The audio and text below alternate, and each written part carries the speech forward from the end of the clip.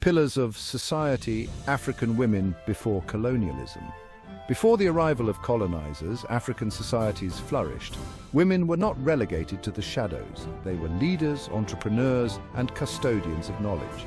They held positions of power within their communities. Their voices resonated in matters of governance, spirituality, and social life. These women were instrumental in shaping the identity and destiny of their people. They were the backbone of a thriving and balanced society. These women were not just figures of authority. They were also the heart of their communities.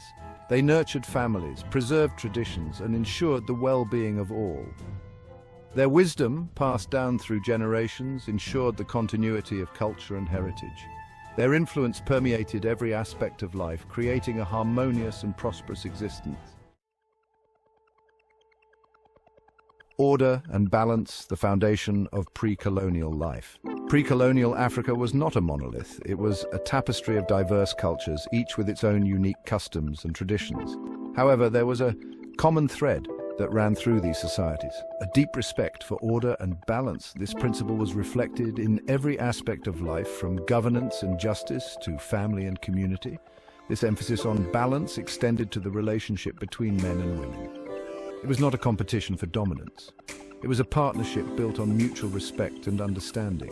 Men and women had different roles, but they were seen as complementary, each contributing to the well-being of the whole.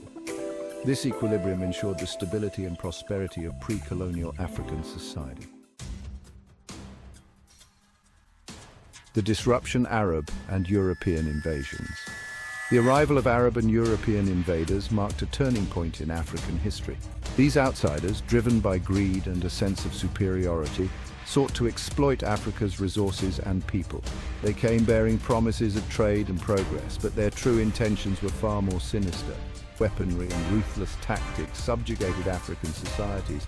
They looted wealth, enslaved populations, and imposed their own systems of governance. This marked the beginning of a long and brutal period of exploitation and oppression, tearing apart the fabric of African societies. The invaders did not just seek to control Africa's land and resources. They also sought to dominate the minds of its people. They imposed their own beliefs, values, and systems of knowledge, dismissing African traditions and spirituality as primitive and backward. This cultural imperialism was a key weapon in their arsenal of control. Christianity, often presented as a condition for ending slavery or gaining favor with the colonizers, disrupted African spiritual practices. Traditional healers and spiritual leaders were demonized, their knowledge and practices suppressed.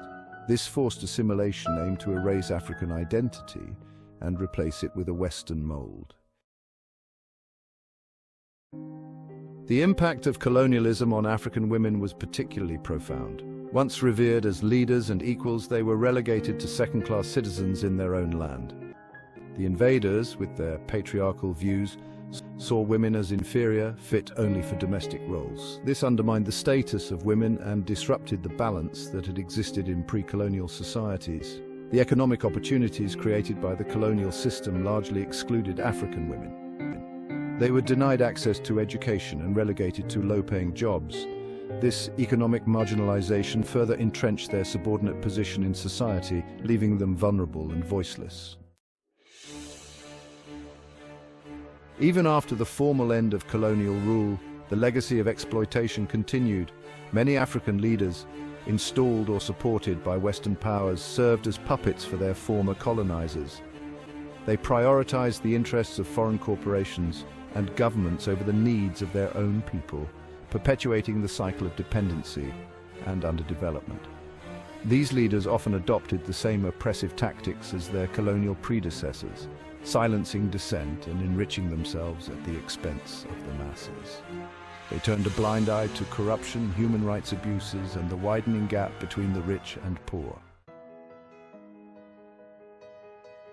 The true history of Africa, particularly the experiences of women, has been suppressed for too long. It has been distorted by colonial narratives that paint a picture of a continent in need of saving, a continent devoid of its own history and achievements. It is time to challenge these narratives and reclaim the silenced voices of the past. Breaking the silence requires confronting uncomfortable truths about the past and present.